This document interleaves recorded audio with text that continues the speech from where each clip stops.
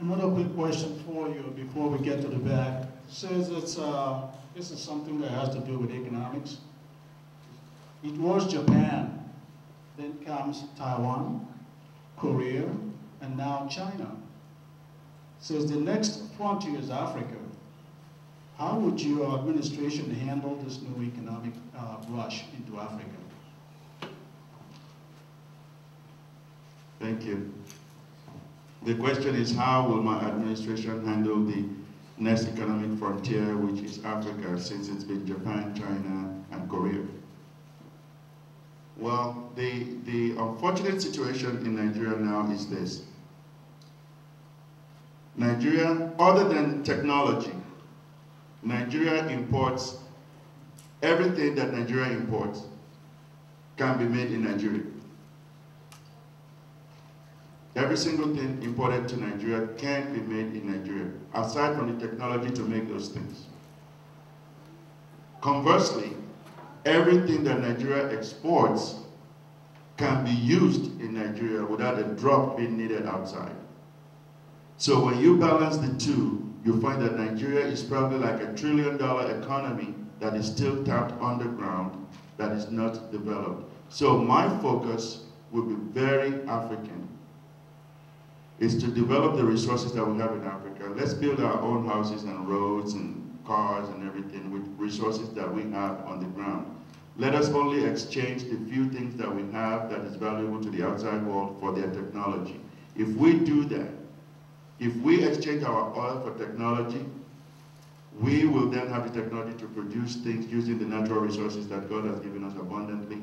And only after we've developed our own economy and found the full potential of our economy can we then compare our economy to the rest of the world. But right now, depending on products from the outside world, using the money that we get from the outside world is actually not an economy.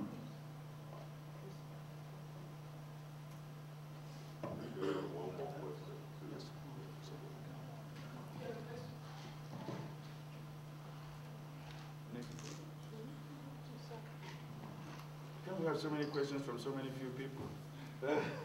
As one of your supporters, what would it be? What would be our role after we get you there? The question is, what will be the role of my supporters once they get this movement into the administration? You know, this is not about me only. I am just setting the ball rolling. We probably going to need over 10,000 people from the US to be part of a new administration. This is one thing that I believe in. We cannot let anybody that has been tainted by the corrupt practices of the Nigerian system to be part of our movement.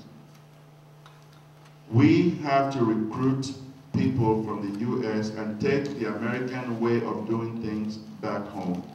So we're going to need people to lead very small groups of democratic institutions and free market institutions that we're going to put in place. So everybody that has got a role to play in this administration.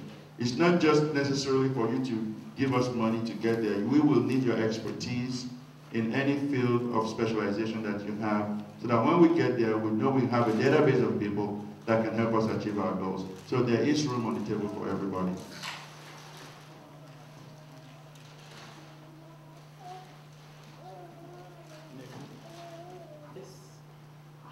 Once in power, how do you plan to destabilize groups like MEND in the Niger Delta? How do you plan on stopping kidnappings, killings, things that are happening in Just, for example? How do you plan on changing things of that nature that are happening in Nigeria right now? The answer to your question, which is how do I plan to stop organizations like MEND and then the riots in the north, the killings? Well, at this point, I am not ready to consider MEND a renegade organization because I think they have a valid argument. Maybe I disagree with their approach. I disagree with the violent approach. But the same thing that's going on in Jos is violence. That is the unfortunate thing about our culture that I feel like we need to work on, which is we always tend to be more violent against the weaker opponent. We always speak on the weak people, but that is because everybody has this utopian mentality that I am bigger than the next person. Like I answered before on the other question about security, until we get a true assessment of the cause of the problems, I don't want to say this is the right approach. But one thing I know is the Niger Delta is disproportionately compensated by the current administration, the current formula. So if you look at people that are born in Alaska in this country, they get a check every year for just being born in Alaska because that's where the resources come from. Why can't the people of Niger Delta get the same thing? I think that if, instead of giving the money, the 13% that is allocated to Niger Delta and the oil-producing areas to the government, I think if you give it directly to the people, they can use it better. So that takes care of the Niger Delta situation. The Jos killings, that is just a failure of leadership, period. So I would just have a one-stock answer for that. You change the leadership in Nigeria, watch all these things disappear, because when you localize the police force, they know who the criminals are in their society.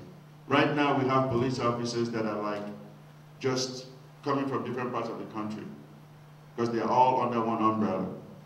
But when the police force is one of you, when you have your brother, your friend, or your cousin as a member of the police force in your locale, then you probably have better policing. So we're going to investigate how to change the policing, the Nigerian police force, and make it more of a citizen, local police department. Does that answer your question? The question is about my possible affiliation or lack of affiliation with any political party in Nigeria. And the answer is no, I'm not affiliated with any political party because there's no political party in Nigeria that shares my vision. I see my position in today's situation in Nigeria as very unique, and I see my position as people-oriented. The people will be my political party. The people are the people that are what I'm going to try to attempt to serve and take with me. We will have a presence in every local government area in Nigeria. As far as the strategy of regional organization, it's something we'll have to talk off the record. You know, we don't want our opponents to know our strategy, and we don't want to make that a public matter, but we do have a strategy for victory. We will reach more Nigerians. Only 39 million people voted in the last election. Nigeria is supposedly a country of over 140 million people. So we need 40 million people to vote for us. I think we can get that.